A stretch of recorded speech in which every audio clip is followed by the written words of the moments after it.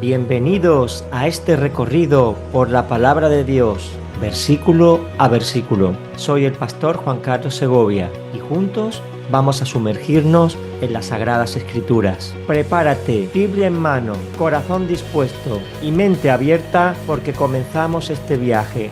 La Biblia, versículo a versículo.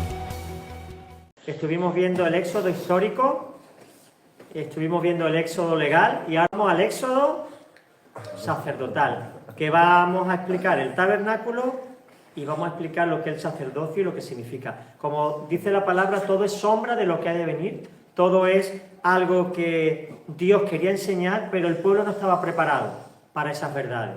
Y por eso, de una manera muy tosca, porque todo esto que vamos a ver es una sombra de lo espiritual, que es sublime, pero no tenía Dios otra manera de explicarnos a nosotros estas verdades, pero que han estado ocultas todos estos milenios hasta que llegó el Espíritu Santo y empezó a explicarnos, y empezó a mostrarnos.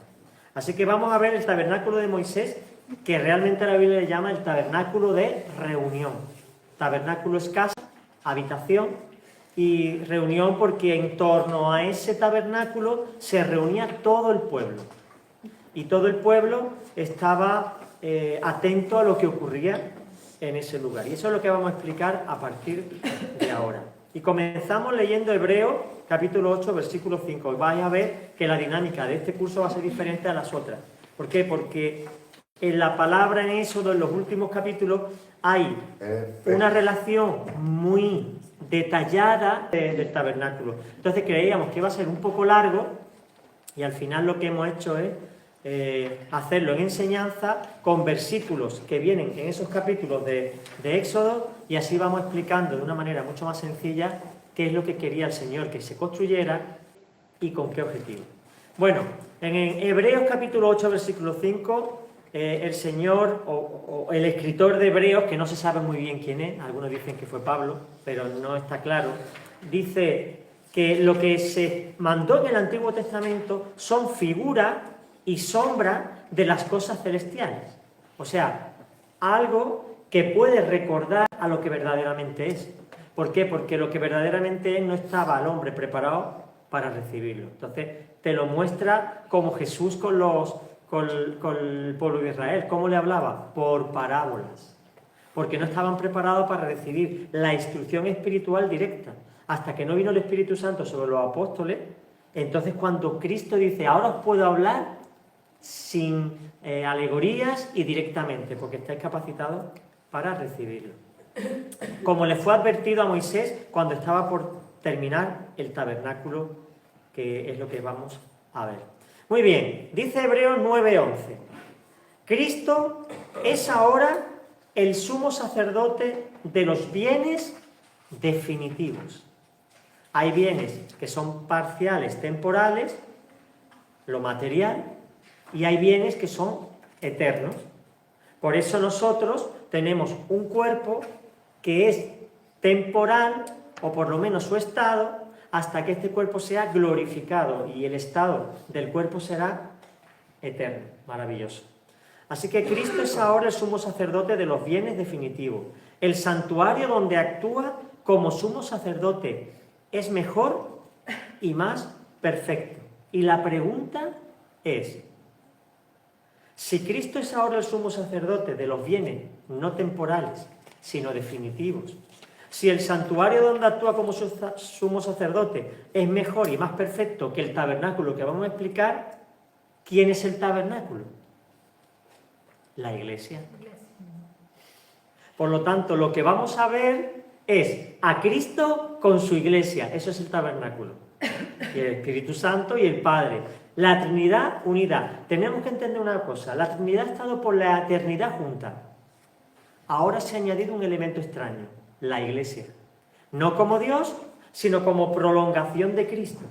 Y como nosotros somos coherederos con Cristo, recibiremos una gloria semejante a la que tiene Él como hombre. Nosotros vamos a ser no parte de la divinidad, pero sí parte de la familia de Dios. Y eso es el tesoro más grande que nadie pueda siquiera concebir. Por eso, más importante que la salvación, más importante de que nos vaya bien, más importante que los milagros, más importante que ser mayor o llegar a viejo, es que Dios nos ha involucrado en su familia.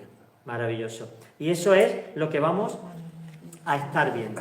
Y aquí comenzamos esta clase 14 y vamos a ver las características generales. Antes de empezar a caminar, imaginaos esto como un viaje, donde vamos adentrándonos en el tabernáculo, porque fuera del tabernáculo no se ve lo que hay dentro. Así que vamos a ver que todo lo que Dios manda a Moisés hacer, lo hace con un propósito. Hay un mensaje oculto detrás que Dios nos va a ayudar a revelar. Características generales. Vamos a ver ahora en Éxodo, ya si nos metemos en Éxodo. Lo primero que vamos a ver es la posición en la que estaba el tabernáculo. Estamos hablando de un campamento de al menos 2 millones de personas. O sea, había muchísimas tiendas. ¿Dónde quería Dios que se colocara el tabernáculo? Dice el capítulo 25, versículo 8. Y harán un santuario o una casa santa para mí, y habitaré en medio de ellos. El deseo del corazón de Dios siempre fue estar en medio. ¿Por qué? Porque el corazón es el que late y el que envía la vida a todo el cuerpo.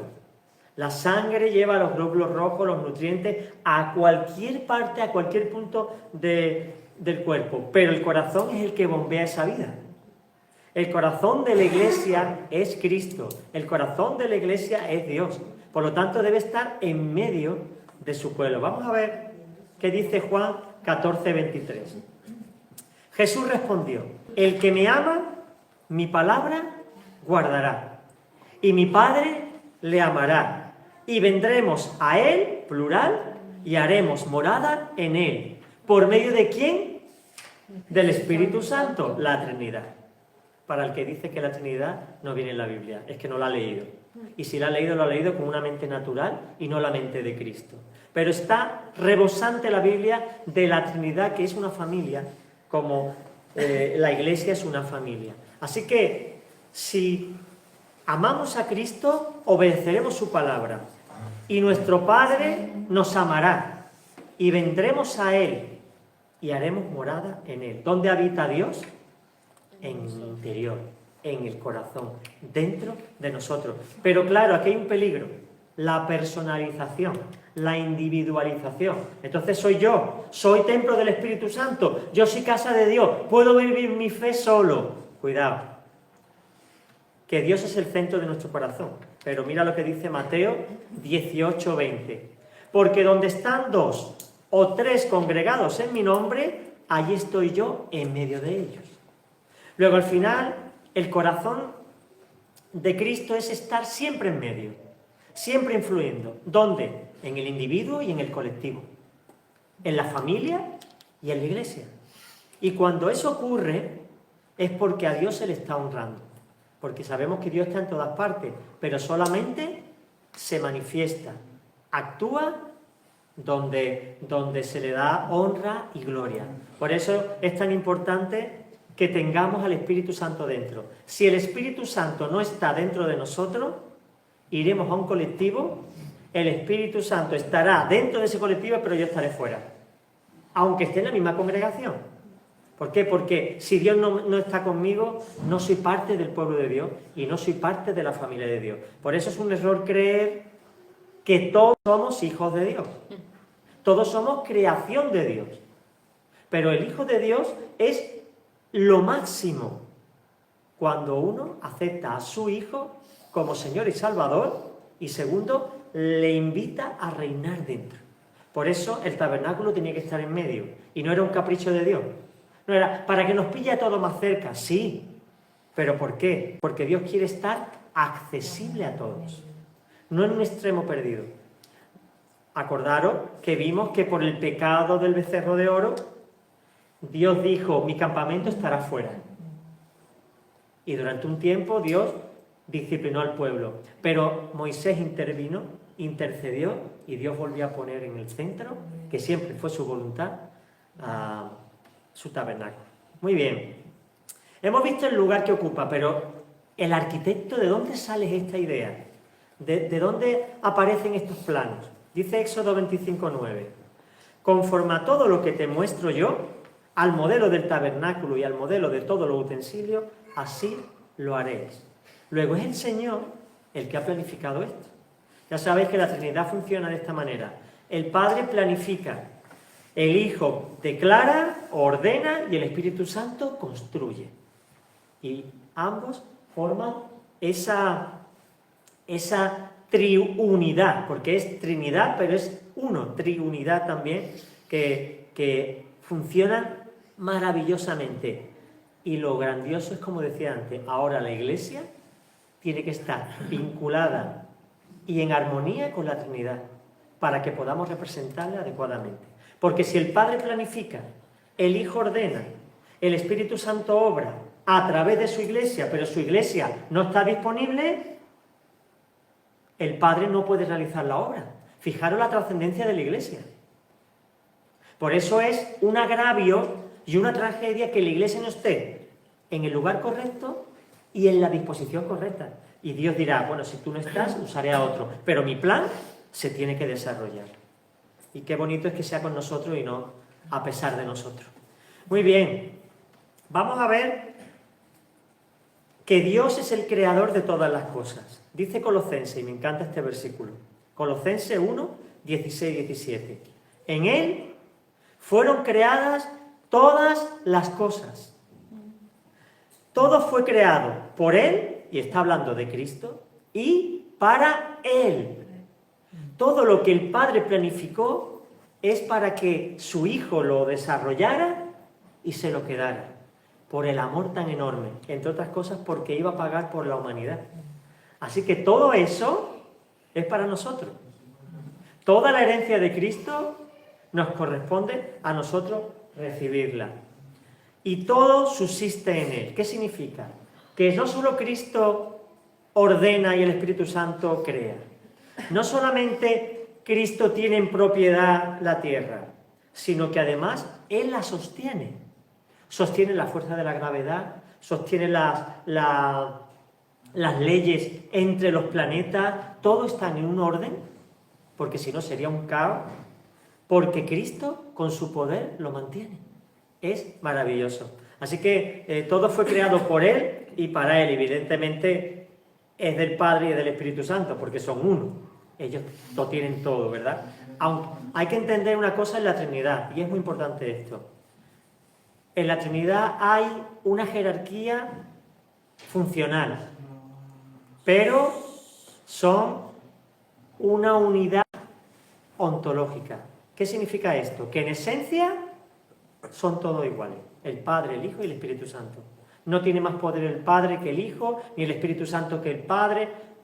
Ahora, funcionalmente sí hay una jerarquía, para que haya orden y armonía a la hora de trabajar. Tiene que haber orden. Uno planifica, el otro ordena y el otro construye. Y así los tres participan de la misma obra y reciben la misma gloria. Muy bien. Y Dios también es el centro de nuestra revelación, porque no solamente que Dios hace, sino que además Dios muestra. Dice cosas que ojo no vio, no lo ha visto nadie, ni oído oyó, ni han subido en corazón de hombre, son las que Dios preparó para los que lo aman. Por eso este curso, entre otras cosas, porque la revelación está dada, pero hay que enseñarla y explicarla para que sea accesible a todos. Así que esto no lo está dando un pastor, lo está dando Cristo a su Iglesia a lo largo de 2000 años, en distintas congregaciones y a través de distintos utensilios que son los pastores y maestros, y los apóstoles y los profetas y los evangelistas. Esos 5 ministerios tienen una función especial para transmitir la revelación que Dios quiere dar. Maravilloso. Y a los que le aman, ¿verdad? Hemos visto la posición que ocupa el tabernáculo y hemos visto también quién es el arquitecto, el instructor de todo aquello. Pero vamos a ver con qué se construye. Y aquí vamos a ver cómo Dios le encanta que su pueblo sea la prolongación suya.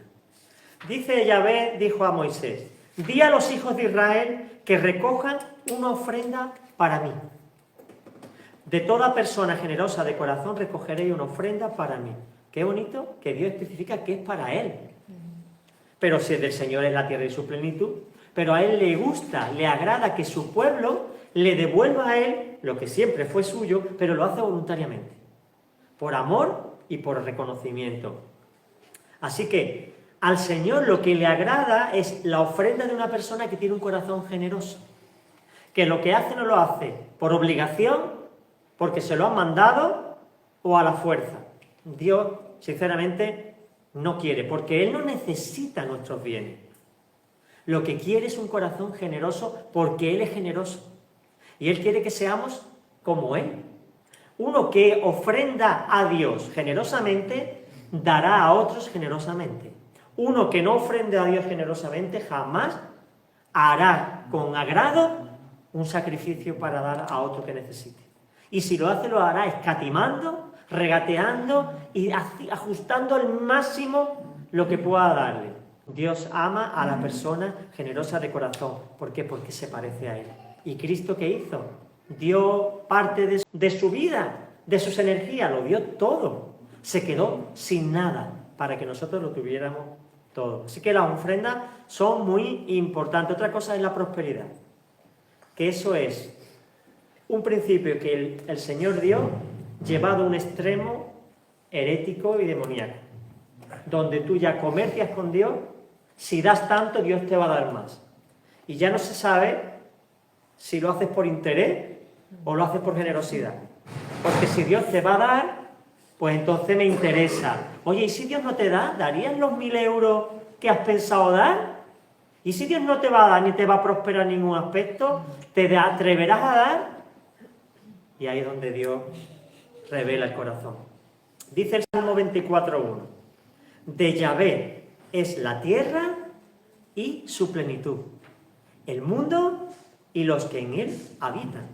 Crean en Dios, no crean en Dios, se sujetan, sean rebeldes, da igual. De Dios es todo. Porque el diablo dijo, míos son los reinos y a quien quiero los doy. Claro.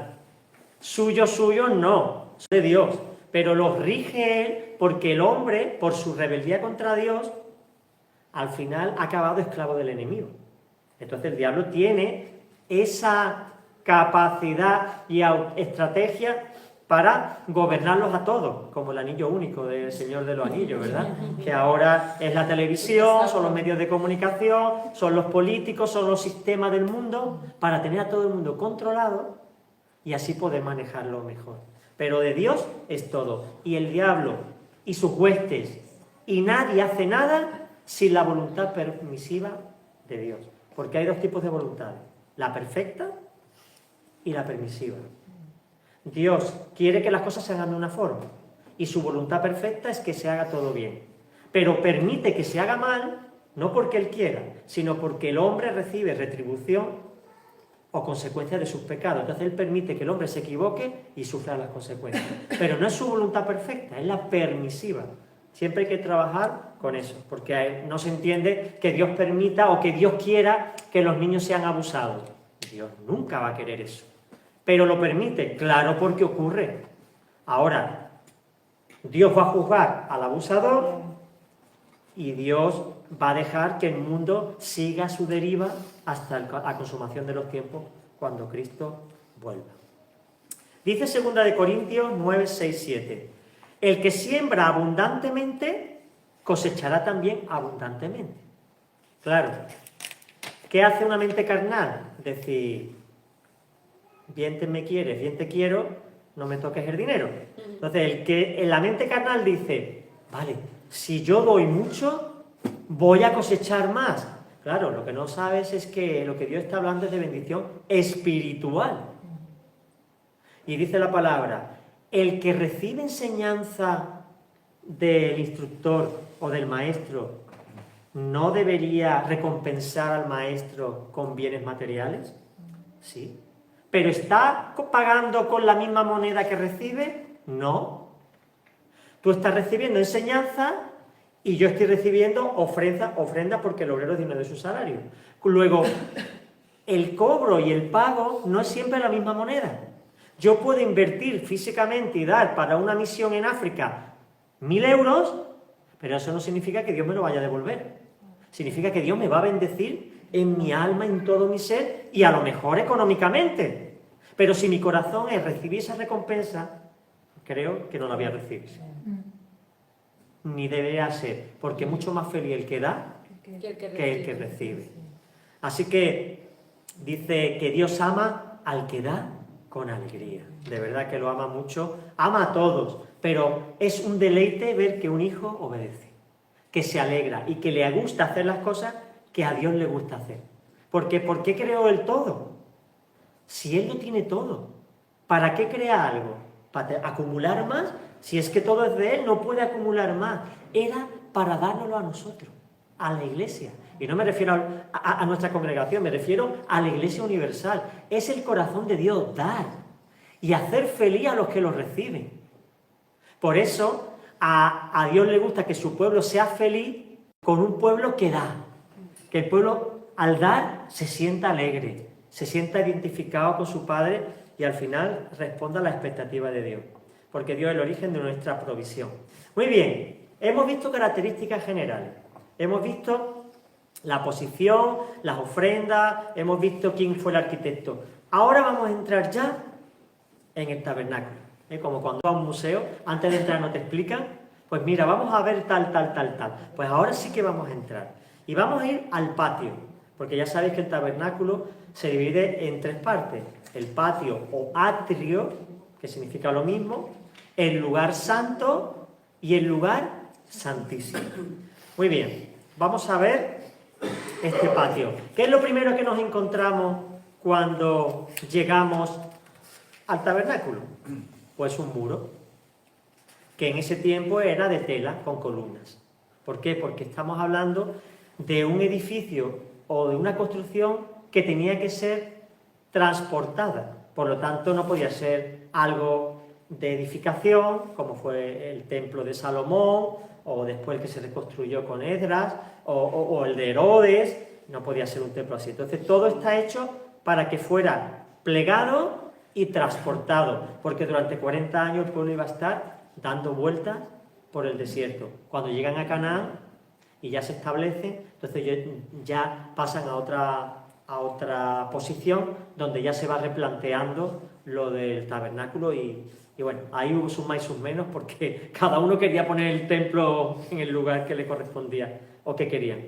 Dice que la longitud del atrio o del muro que rodea el templo será de 100 codos. La medida del codo es lo que va desde el codo hasta la punta del dedo. La norma estándar son 45 centímetros, pero hay otra norma que es 50 centímetros. Yo creo que lo han hecho para redondear y que pueda coincidir, porque 45 centímetros multiplicado por codo salen un número irregular, pero cuando tú lo multiplicas por 50 centímetros salen números más redondos, entendemos, ¿no? Entonces nosotros vamos a hacer los cálculos con 50 centímetros y así nos hacemos una idea de cuánto podía medir. 100 codos de largo y 50 de ancho y altura 5 codos, con lo cual son 50 metros de largo, 25 metros de ancho y 2,5 metros de altura el muro, ese muro que vemos ahí. Bueno, ¿y por qué al Señor se le ocurrió esas medidas?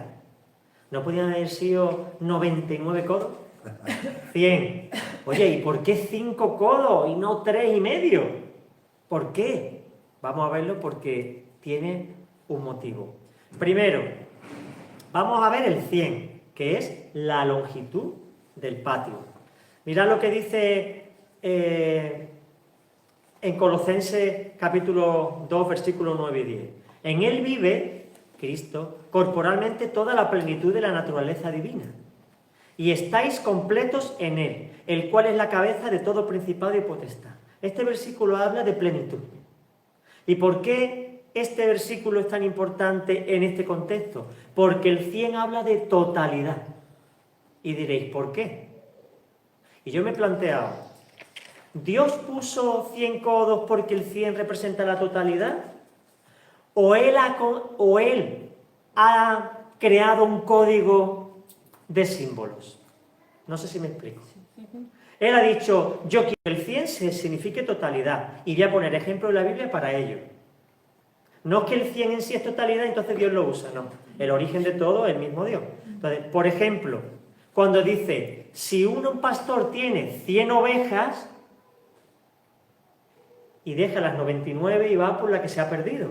¿Por qué menciona 100? Porque en la Biblia Dios establece que el 100 significa plenitud y totalidad del pueblo. Siempre pensando en este caso del pueblo, porque sabemos que el 7 también representa plenitud, pero divina. Y el 3, Trinidad. Todo está hecho en función de la esencia de Dios. Yo soy como soy y en base a mi esencia voy a decir, estos números van a significar esto en la Biblia. Y por eso las matemáticas son muy importantes en la palabra. Porque nos hablan de secretos que tú lees 100 codos, ¿vale? 50 codos de ancho, ¿vale? 5 codos de alto, ¿vale? No. Es que Dios está revelando. Entonces, por ejemplo, la de la oveja, pero ¿y cuando dice lo de la parábola del sembrador? La semilla que cae en buena tierra, dice que da fruto al 30, al 60 y no dice al 90. ¿A qué dice? Al 100. Es la plenitud, tanto del pueblo como del fruto que da. El 100 es un número que Dios ha creado para mostrar esa plenitud. Otro, ¿con cuántos años tuvo Abraham a Isaac? Con 100. ¿Por qué? Porque representa la plenitud de un proceso que dura 100 años y se culmina la revelación, se culmina el paso donde Isaac viene a este mundo. Tenía 100 años. Entonces Dios está mostrando que el 100 representa la plenitud. Y el versículo que hemos leído es muy bonito. En él vive completamente la plenitud de la naturaleza divina. O sea, Cristo no es un Dios menor. Cristo no es una persona solamente humana. Cristo es Dios todopoderoso. Así.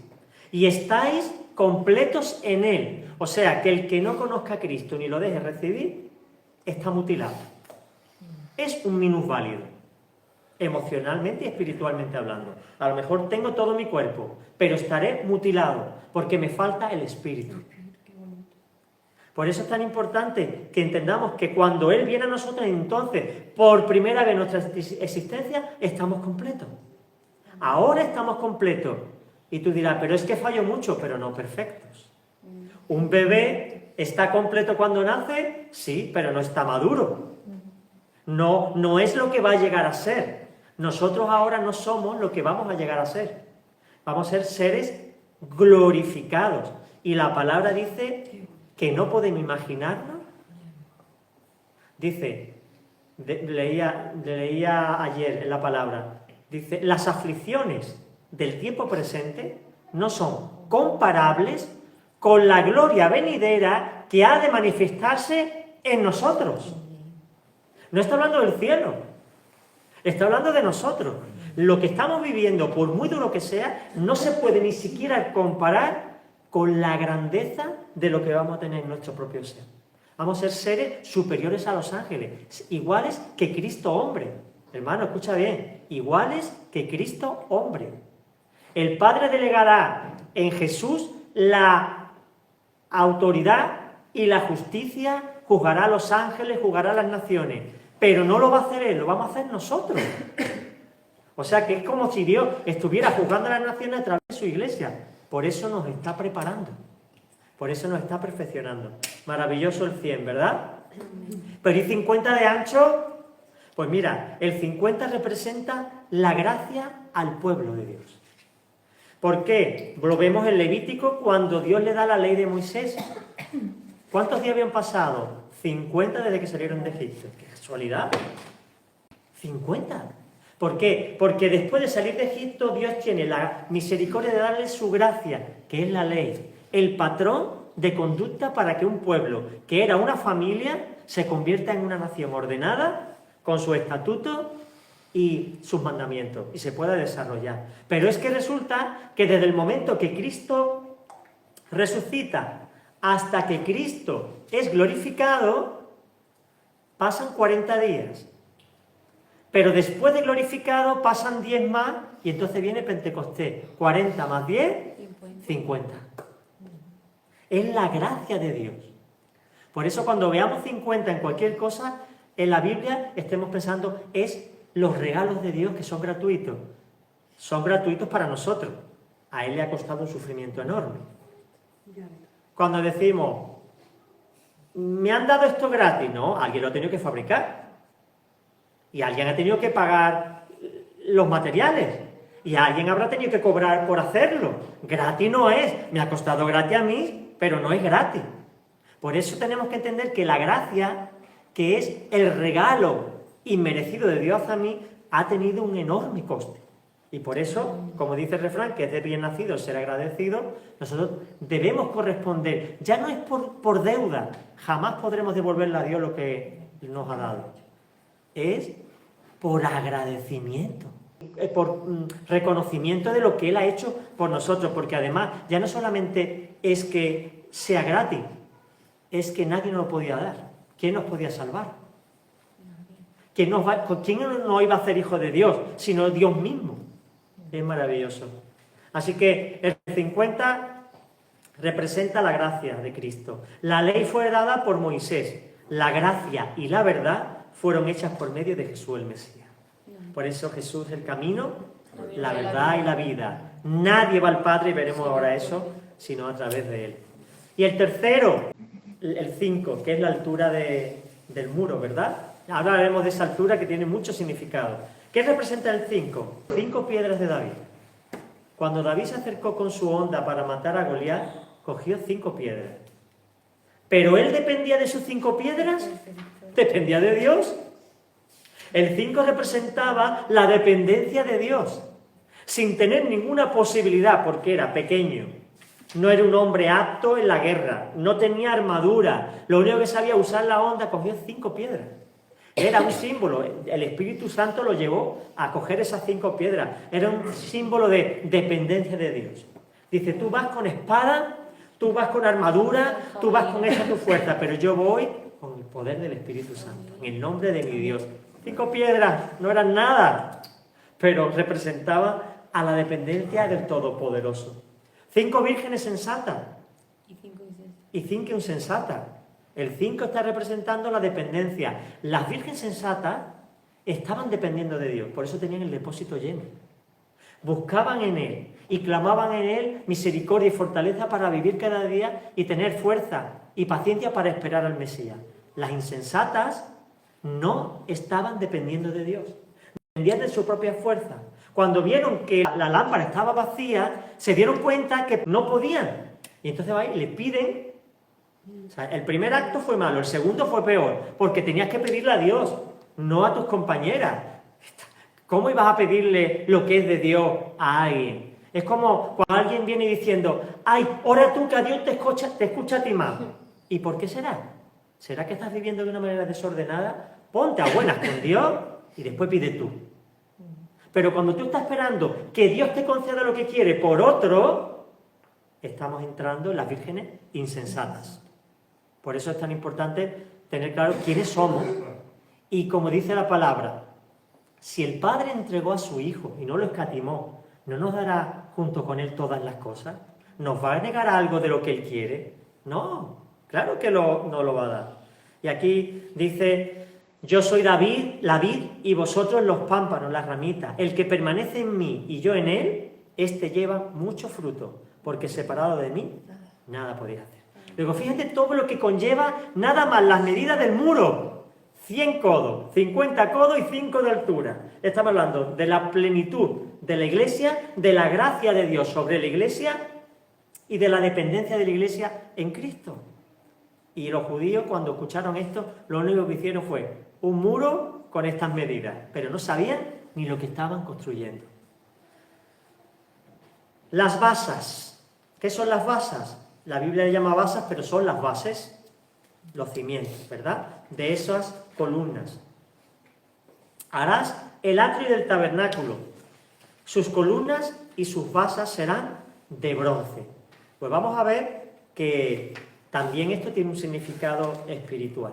Primero, ¿qué eran esas basas? El fundamento de las columnas. Porque una columna tiende a caerse, necesita algo que la sujete. Un edificio tiene sus bases, se llaman cimientos. Si no tiene cimientos, la casa puede ser maravillosa, enorme, preciosa, con todo tu lujo de detalle, pero en el momento que la tierra ceda, se partirá por la mitad. porque los cimientos son los que mantienen estable un edificio. Y por eso dice en 1 Corintios 3:11, nadie, ninguna persona puede poner otro fundamento en su vida que el que está puesto, el cual es Jesucristo. Si somos tabernáculos, como hemos dicho, templos del Espíritu Santo o templos de demonios, hay personas que están endemoniadas, o templo de yo mismo, donde yo reino. O sea, seamos lo que seamos, somos casas. Si mi fundamento no está en Cristo, es decir, no he nacido de nuevo, no me dejo llevar por Él, no me alimento de Él, esa casa se parte. ¿Qué ocurre? Gente con depresiones, angustias, ansiedades, abusos, malviviendo, problemas de todo tipo, y las personas, ¿qué ocurre? Se secan. Se secan. ¿Por qué? Porque no tienen el fundamento, y las agresiones de la vida, vientos, mareas, todo tipo de terremotos, hace que la casa perezca. Por lo tanto, hemos hecho bien en fundamentar nuestra vida en Cristo. Porque Cristo no es solamente el fundamento, es la roca donde el fundamento está insertada. Nosotros estamos depositados en Él. Pero es la roca donde hay que perforar de manera que ya no se sepa hasta dónde llega Cristo y hasta dónde llego yo. Y eso ocurre en los matrimonios y en los ministerios. Mi esposa y yo tenemos un ministerio conjunto. Vamos a visitar a una persona. ¿Quién ha pensado en esa persona? ¿Los dos a la vez? Uno de ellos habrá pensado. Y el otro habrá aportado la palabra cuando estaban allí. ¿Dónde llega el trabajo de uno y dónde se acaba el trabajo de otro? No se sabe. El caso es que los dos estamos realizando una misma función. Pues así pasa con la Iglesia, con Cristo y todo en la vida. Una canción que te viene a la mente, esa siempre ha sido mi duda. O un libro que escriba, o una predicación que tú hagas. ¿Qué es, de Cristo o es mío? ¿Dónde acaba Cristo y empiezo yo? ¿Dónde acabo yo y empieza Cristo? Es que no hay límite, es que somos uno. ¿Y sabes qué? No es ni de él ni mío, es nuestro. Es de los dos. Porque no podemos separar. Cristo dice, no, esto te lo di yo. Y tú dirás, no, pero esto lo prediqué yo. No, estamos en una armonía de forma que le damos la gloria a Él, pero nosotros somos parte de esa bendición al resto. Y es maravillosa lo que es la verdadera unidad. Por eso nuestro fundamento es Cristo. ¿Y qué pasa con las cuerdas? Porque claro, tú puedes tener una buena base, pero el viento sopla. Y eso es de tela y hace como una vela, ¿no? Tiene que haber estacas y tiene que haber cuerdas. Todos los utensilios del tabernáculo, para todo su servicio, todas sus estacas y todas las estacas del atrio serán de bronce. ¿Y qué significa y representa las estacas? Mira qué bonito Juan 10, 27, 28. Mis ovejas oyen mi voz y yo las conozco y me siguen y yo les doy vida eterna. Y aquí viene la promesa. No perecerán jamás y nadie las arrebatará de mi mano. Repito, no perecerán jamás, o sea, no morirán en el camino y nadie las separará de mí. ¡Qué promesa! Y el que empezó la buena obra la va a terminar. No temeré mal alguno porque tú estás conmigo. Id a todas las naciones y bautizad en el nombre del Padre, del Hijo y del Espíritu Santo. Y yo estaré con vosotros todos los días hasta el fin. ¿Lo habrá repetido veces el Señor? Y ahora, ¡uy, es que he pecado! ¡Ay, es que no sé qué! Y es que lo he hecho mal. Y es que me han dicho. Y es que he escuchado. Y es que se puede perder la salvación. Y es que está. ¡Olvídate! Coge las promesas. No perecerán jamás. Ni nadie las arrebatará de su mano. Por lo tanto, el Señor nos tiene en su mano y la mano y Cristo en la mano del Padre. A ver quién es guapo que abre eso. Nadie. Gloria a Dios. Cristo es nuestra seguridad, hermano. No es el dinero en el banco, no es un trabajo estable, no es una buena pareja. Lo importante es la salud. No. Hay gente con salud que se suicida. Fíjate tú lo importante que es la salud. Lo importante es el dinero, que no da la felicidad, pero ayuda. No. Pablo aprendió a vivir en escasez y en abundancia. Y en ambos casos era feliz. ¿Por qué? Porque su riqueza estaba en Cristo. No era algo artificial ni mental. Era una realidad. Era una confianza plena en que su vida estaba depositada en Él. Que ahora tengo menos. ¿Y eso es un problema? ¿Por qué? Si tengo al que tiene la tierra y su plenitud conmigo. Lo que tengo es lo que Él quiere que yo tenga ahora. Y eso es perfecto. Porque se llama contentamiento. No conformismo, que es lo que muchas veces tenemos. Bueno, pues ya está, si es lo que quiere, pues aguantarse. No.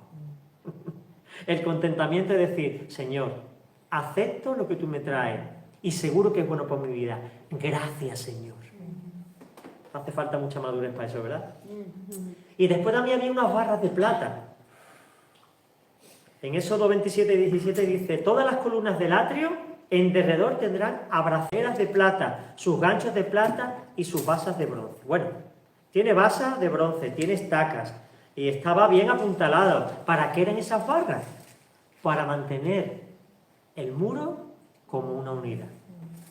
Para que no fueran distintas columnas, distintas telas y cada una... ¡Ay, se ha caído por una! No. Todas unidas formando una. Vamos a ver lo importante de la unidad.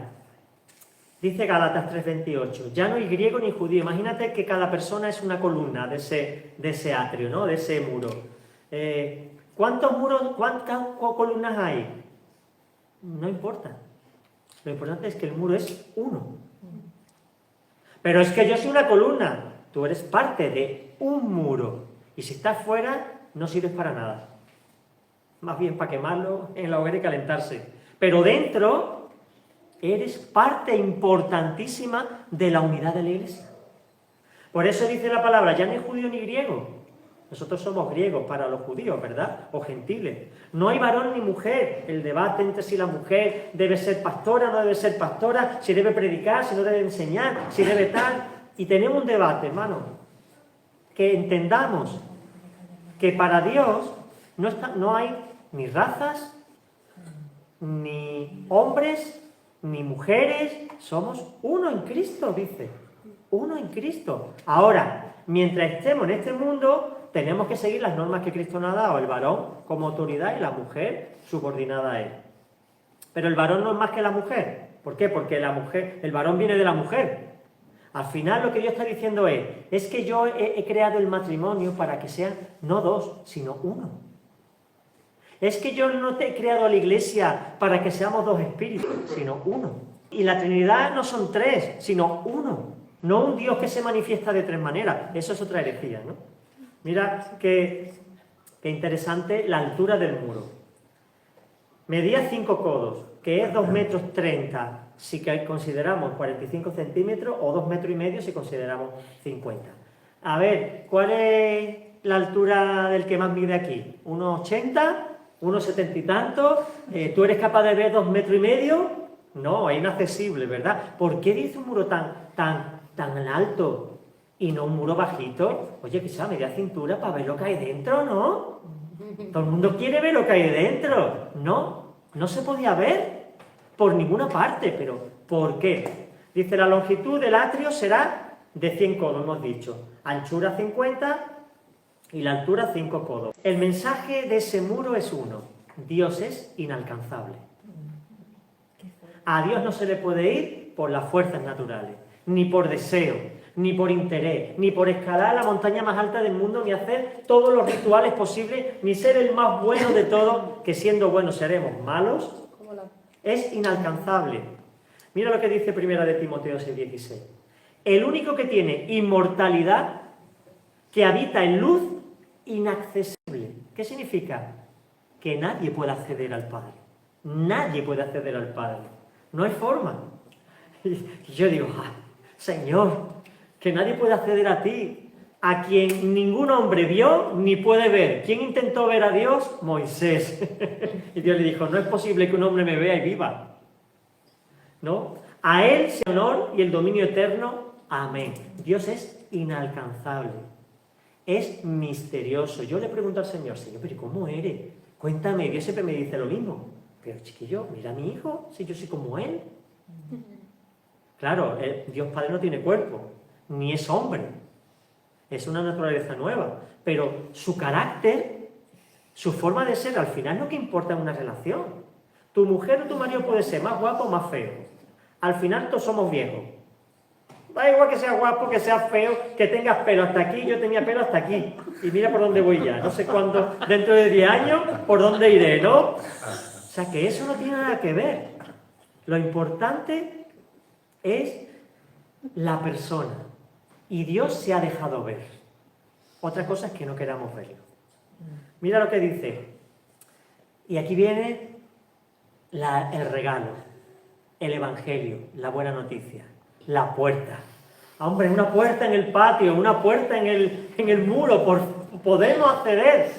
Podemos acceder. Dice, por la puerta del atrio habrá una cubierta de 20 codos. La puerta es de larga de 10 metros. O sea, que gran, espaciosa, ¿verdad? De azul, púrpura, carmesí y lino torcido. De obra de recamador, ¿verdad? De alguien que sabe trabajar todos estos materiales. Sus columnas serán 4 y sus basas serán 4. Esta puerta, ya sabéis quién es. Es Cristo, el único acceso a Dios. La única forma. Y por eso el diablo tiene tanto interés en que Cristo sea callado. Porque sabe que es la única manera de llegar al Dios inaccesible. Te pone cualquier cosa. Cada uno llegue como quiera. Porque Dios es como Roma.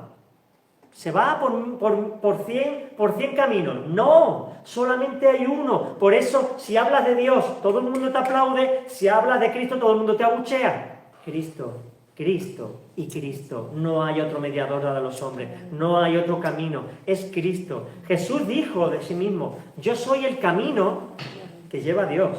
La verdad absoluta y la vida abundante. Nadie viene al Padre si no es a través de mí. Por eso, hermano, ese muro era infranqueable. La única forma de entrar a la puerta era la señal de que las religiones intentan acortar distancias saltando por encima del muro y ninguno llega. Intentan hacer rituales para poder saltar ese muro. Ninguno puede. Y los demonios entran y empiezan a formar otro tipo de dioses para que la gente se conforme a estar fuera del muro y teniendo su encuentro con Dios. Pero están fuera, no están dentro. Es una ilusión, es una mentira, es un engaño. Todo eso es basura de hombres y de demonios. Cristo es la verdad y la vida. Y por decir estas palabras me pueden algunos hasta apedrear, pero es la verdad. Yo sigo la palabra y mi vida y vuestra vida da testimonio de que estamos en la verdad, porque éramos antes de una manera y ahora somos de otra. Hay una transformación que evidencia que Cristo ha entrado. Que no es que ahora hagamos cosas distintas, pero en el corazón seguimos siendo igual. No, es que está habiendo un proceso, un progreso, un cambio de mentalidad, algo que solamente Dios puede hacer porque Jesús es la puerta. Y el altar de bronce, ahora entramos, ya hemos entrado, Cristo. ¿Quién ha aceptado a Cristo como su Señor y Salvador? Levante la mano. Aleluya. Pues ya estás dentro, ya estás dentro, el mundo sigue fuera. Intentando buscar a Dios, los filósofos planteándose que en la vida existirá la vida eterna, Dios, y nosotros ya estamos dentro. Porque muchos son los llamados, pero pocos los escogidos. Pero ahora que entramos, este no es el final del camino. Aunque muchos cristianos se conformen con vivir en el patio, no es nada más que el comienzo. Mira lo que dice del altar de bronce. Y el altar de bronce, el altar lo harás de madera de acacia y lo recubrirás de bronce. Medidas 5 codos y 3 de alto. Ya empezamos con los caprichos de Dios. Tenía que ser así, ni 1 centímetro más, ni 1 centímetro menos. Y de madera de acacia y lo recubrirás de bronce. ¿Por qué? La madera de acacia es el instrumento de muerte. Este altar está representando la cruz del Calvario. Y ahora vamos a ver por qué. La madera de acacia representa la madera de la cruz. El bronce representa siempre el juicio divino. ¿Cuál fue el juicio? Cristo tenía que morir para salvar a la humanidad. Y tenía que ser de esta manera. Por eso el bronce tenía que recubrir la madera de acacia, no porque la madera de la cruz del Calvario tuviera bronce, sino porque en esa cruz se estaba vertiendo la justicia de Dios. El Hijo de Dios, que era perfecto y bueno, estuviera pagando por la miseria de toda la humanidad. Por lo tanto, el juicio de Dios se estaba haciendo satisfecho porque alguien estaba pagando las deudas nuestras. Cuadrado, ¿qué representa? 5 por 5, la perfección. Es el sacrificio perfecto, Cristo. La muerte más dolorosa y más angustiosa tenía que pasar porque el pecado era horrendo. Y claro, el castigo debe ser en proporción al pecado. Si tú te saltas un semáforo, la multa pueden ser 200 euros. Pero si tú te saltas un semáforo y matas a una persona, vas a la cárcel. Ah, pues no, pues yo pago 300 euros y me libro de la cárcel. No, depende de la gravedad del pecado, las consecuencias son terribles. Pues la humanidad tiene unas consecuencias enormes que llevó a Cristo a morir de la manera más atroz, más dolorosa y más angustiosa.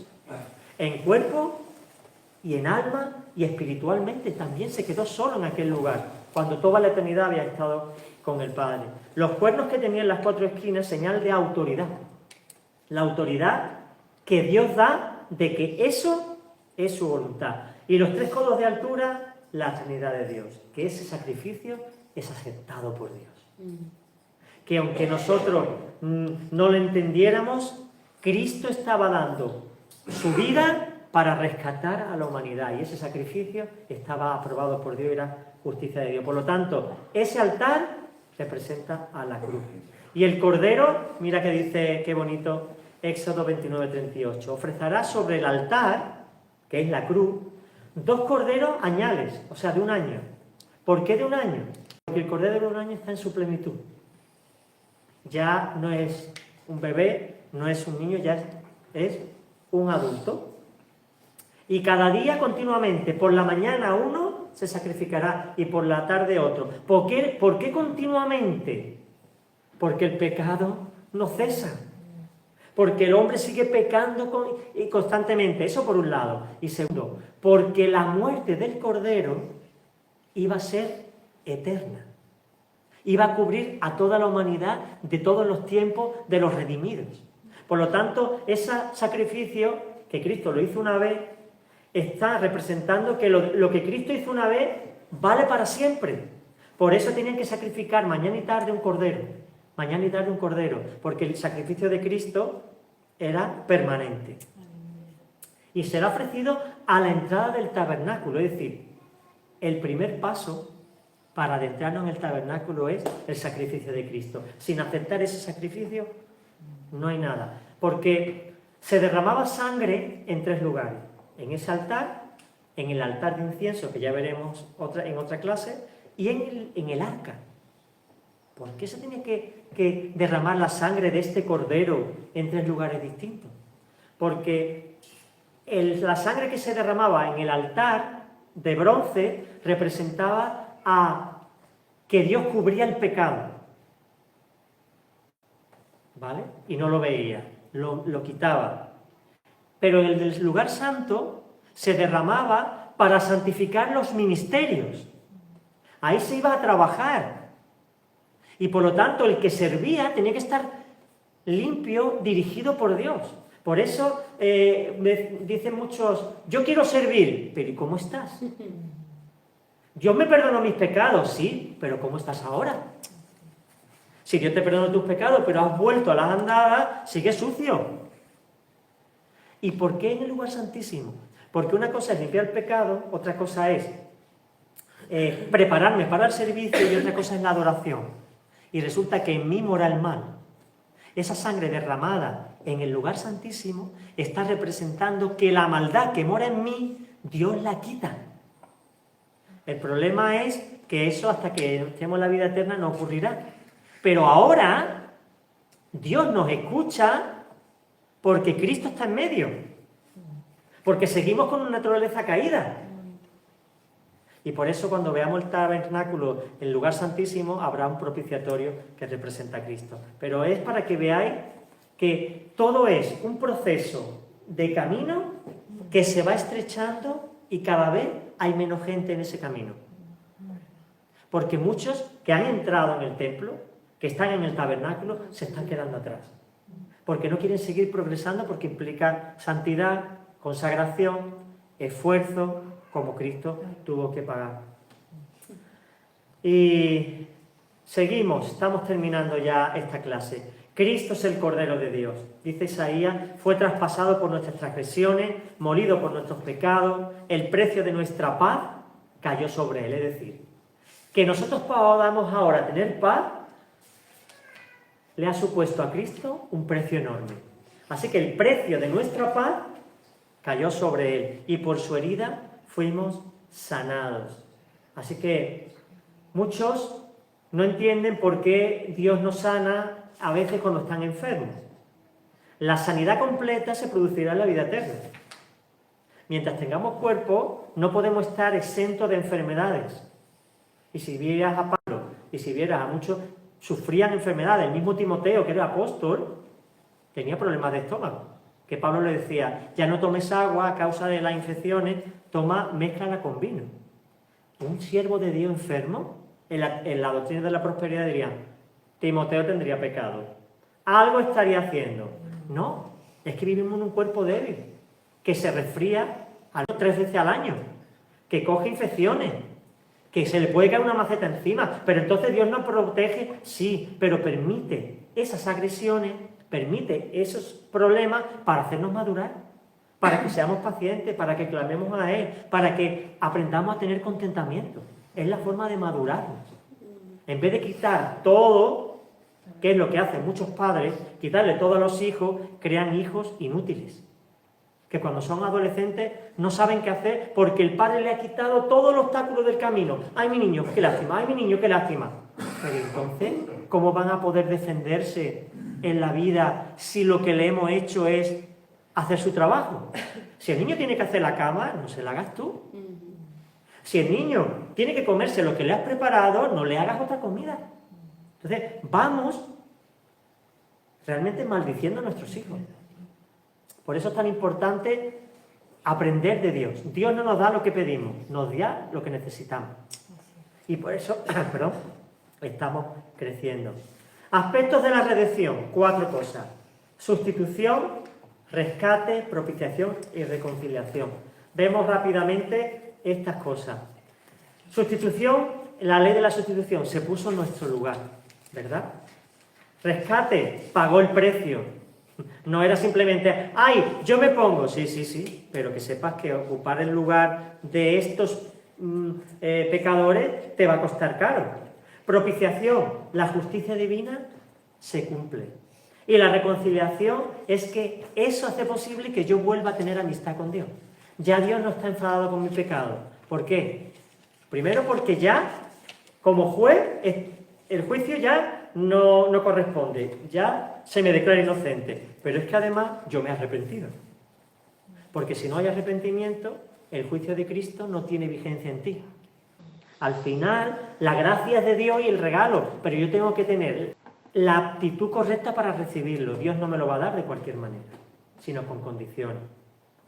Así que pasamos ya al último mueble del patio, que es la fuente de bronce, o lo que llamaba el lavacro, que es una forma de decir lavadero, pero la Biblia lo menciona como lavacro, pero también lo menciona como la fuente de bronce. Es muy bonito, de verdad, este lavacro es muy bonito. Dice, harás una fuente de bronce entre el tabernáculo, es decir, la construcción, y el altar. Ya sabéis que el altar estaba antes. Ahí está el altar del sacrificio, que representa la cruz del Calvario. Pues antes de entrar en el lugar santo te encuentras con este lavadero y colocarás en él agua en ella. Aarón y sus hijos, los sacerdotes, se lavarán las manos y los pies para que no mueran. Pues yo estoy sirviendo al Señor. ¿Y cómo está tu vida? Cuidado. Porque por tomar indignamente la cena del Señor, algunos han muerto y otros están enfermos. Vivimos en la gracia, ya Dios no hace esas cosas. ¿Perdona? La Biblia dice otra cosa. Así que cuidado. Hay que lavarse las manos y los pies. Ahora, ¿qué representa todo esto? El lavacro era de bronce pulido, muy brillante. muy brillante, que los pies de Cristo son de bronce pulido cuando se aparece en Apocalipsis a Juan, ¿eh?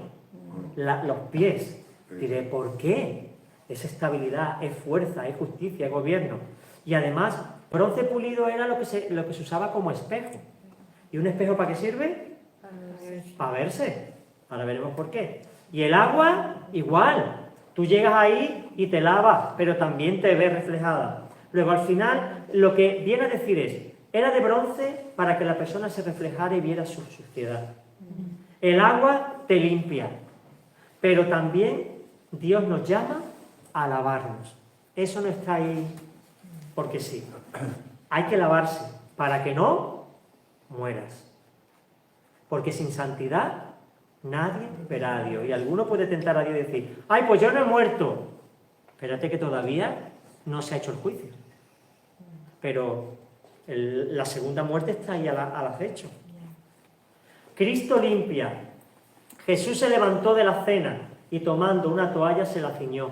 Luego echó agua en el lebrillo y comenzó a lavar los pies de los discípulos y a secarlos con una toalla con la que estaba ceñido. Ese es el lavacro. Es Cristo. Lavándole los pies y las manos a los sacerdotes. Todo está señalando a Cristo. Todo está mostrando a Cristo. Y no solamente Cristo limpia, dice 2 Timoteo que Cristo confronta. La Escritura es inspirada por Dios y útil para enseñar, para refutar del error, para corregir y para instruir en justicia. ¿Qué es lo que ocurre cuando uno se mira al espejo? Yo no necesito espejo, tengo a mi mujer. Nene, te has manchado. Eso es una confrontación con mi estado. Y digo, ¿será posible que ya me he manchado, pero alguien ha tenido que confrontarme? En ese lavacro es el agua. Yo cuando llego del trabajo, de la calle, y me lavo las manos con jabón, ¿cómo cae el agua? ¿Negra? Eso es una señal de cómo estaban mis manos. El agua denuncia. El agua está representando a la palabra. La palabra hace que te refleje y diga, Dios mío, Padre, perdóname, hay que ver qué mal lo he hecho, hay que ver cómo estoy viviendo, yo no estoy haciendo lo que tú me pides. Y te ayuda a refutar el error, a corregir y a ser instruido. Y también convence. Cuando venga el Espíritu Santo, convencerá al mundo de pecado, de justicia y de juicio. Y finalmente, Cristo demanda. No solamente limpia, no solamente confronta, sino que demanda. Dice 2 Corintios, y con esto terminamos. Teniendo estas promesas, limpiémonos de toda contaminación de carne y de espíritu, perfeccionando la santidad en el temor a Dios. ¿Qué significa? Que cuanto más respeto tengo por Dios, más me freno para pecar. Cuanto más lejos y menos temor de Dios, más fácilmente caigo y peco. Por eso es tan importante, hermanos, que nos acordemos de este tabernáculo para evaluar nuestra vida, saber dónde estamos y cómo estamos. Si estamos en el lugar santo y nos pasamos la vida metiendo las manos en el lavacro, porque siempre estamos igual. Pues si no estamos limpios, hermanos, no podremos entrar en el lugar santo. Y creemos que podemos llegar a un lugar y empezar a orar y a interceder al Padre con las manos sucias. ¿Creéis que Dios nos va a escuchar? ¿Creéis que Dios va a hacer algo? No, porque el tabernáculo es una manifestación externa de lo que espiritualmente se produce. Y hoy día, 4000 años después, nosotros estamos aprendiendo a comprender el tabernáculo para saber dónde estamos nosotros. Y hay gente que vive en el lugar santísimo. Muy pocos, muy pocos. Hay unos que entran y salen. Otros están en el lugar santo. Pero la mayoría de los cristianos nacidos de nuevo están en el patio. Dando vueltas por el patio y lavándose, pero no terminan de entrar.